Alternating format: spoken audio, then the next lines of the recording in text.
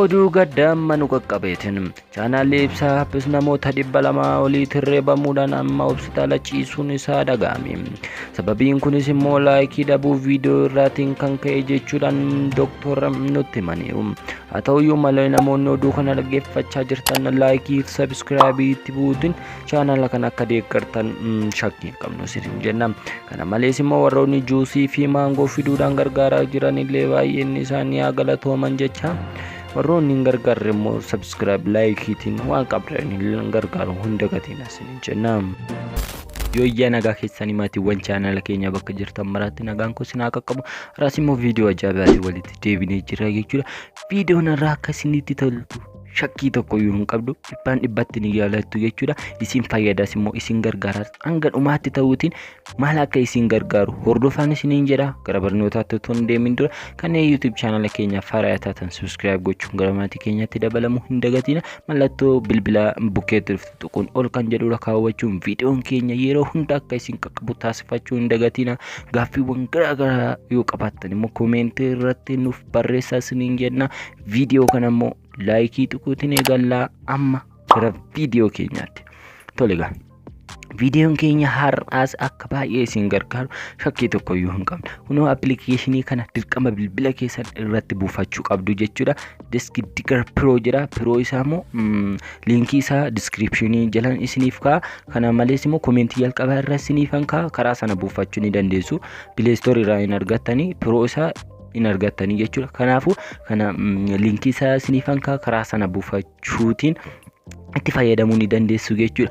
Maal isin fayyada gara fayyidaa isaatti suuraawwan garaagaraa bilbila keessan irraa haqaa ooltu jechuudha.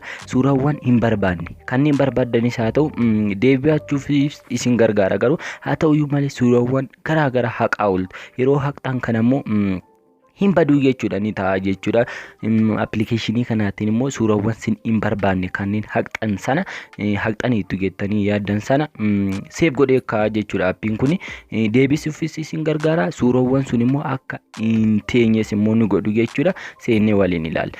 Balleessuun immoo dirqama yeroo yerootti bilbila keessan irraa haquu qabdu jechuudha. Suuraawwan badeera jettanii sin bilbila gaalarii keessan keessaa balleessitan appilikeeshinii kanaanis irra deebitanii balleessuu qabdu jechuudha. Yeroo yerootti iskaan gochuu qabdu jechuudha. Dirqama immoo bilbila keessan irra taa'uu qabaa jechuudha. Asirraa start basic photo scan kan jedhu kanarra si'a tokko ni tuqxu jechuudha. Ergasii booda inni scan isiniif godha. Jala irratti suurota isin jalaa bade isiniif tarreessa. Ammasitti immoo inni eegdu jechuudha. Amma inni iskaan godhee fixutti jechuudha. Deebifachuus immoo ni dandeessu. Amma fakkeenyaaf suurri kun jalaa badee jira. Waan deebifachuu barbaade si'a tokkoof bakka duwwaa sanarra nan tuqa. Recover kan jedhu kanarra nan tuqa. Sana booda kunoo asirraa isa jidduu kanarra nan tuqa. Faayila na filachiisa jechuudha. Asirraa select isa jedhu kanarra nan tuqa jechuudha. Gara gadi kunoo si deebisee tan jira jedhee natti himaa jechuudha. Asirraa kunoo asirraa iskaan amma godhutti eeguun dirqama jechuudha. Appiin kun isin gargaara hunda keessanii suurota isin badeera jettanii yaaddan fakkeenya bilbila illee gurguruudha yoo kaatan illee suuraawwan garaagaraa suurota isin balleesseera bakka amma gurguruufan jettanii yaaddan hin badu jechuudha ni ta'a jechuudha. Kunoo akkanatti yeroo isin fide clean app kan jedhu kanarra si'a tokko ni tuqxu jechuudha. Asirraa clean appiin yoo isiniif ifuu dide kunoo ishii kanarra si'a tokko ni tuqxu. Erga ishiirra tuqxanii clean app kan jedhu kanarra si'a tokko ni tuqxu jechuudha. Erga ishiirra amma iskaan gootanitti garuu isiniif hin fidu. Sana booda kunoo haala ajaa'iba taateen bifa kanaan isiniif fidii jechuudha. Suura isin delete gootan sana suura seef godhee icciitii keessan kaa'ee kana jechuudha. Isin immoo right irra gootanii kunoo asirraa delete kan jedhu kanarra si'a tokko ni tuqxu. Sana booda delete gootu jechuudha si'a dhumaatiif. Kunoo haqamee jira jechuudha. Kunoo duwwaadha jechuudha. Amma hin jiru. Faayila duwwaa qabdaa naan jechaa jira. Haala kanaatiin yeroo yerootti as keessaa delete gochuu ni dandeessu jechuudha. Suuraawwan dogoggortanii delete gootanii deebifachuu ni dandeessu. Akka nama isinitti agarsiisetti suuraawwan kanneen isin hin barbaanne immoo kana keessa seentanii yeroo yeroodhaan haquu qabdu jechuudha. Maaliif suurota isin hin barbaanne bilbila wajjin gurguruu ni dandeessu.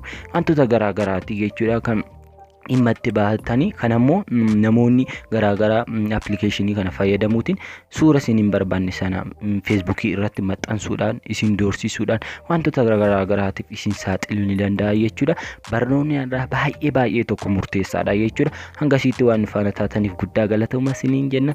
Ammallee irra deebiitiin kanneen YouTube chaanala keenyaaf haaraa taatan subscribe gochuun gara maatii keenyatti dabalamuu hin dagatina. Viidiyoonni kun immoo obboloota keessan hunda ni gargaara jechuudha. Kanaaf immoo share godhan isiniin jedha. Gaaffii yoo qabaattan koomentii irratti nu gaafadhaa. Next viidiyoo ibidda ta'eetiin hanga walitti deebinutti nagaan naaf ta'a.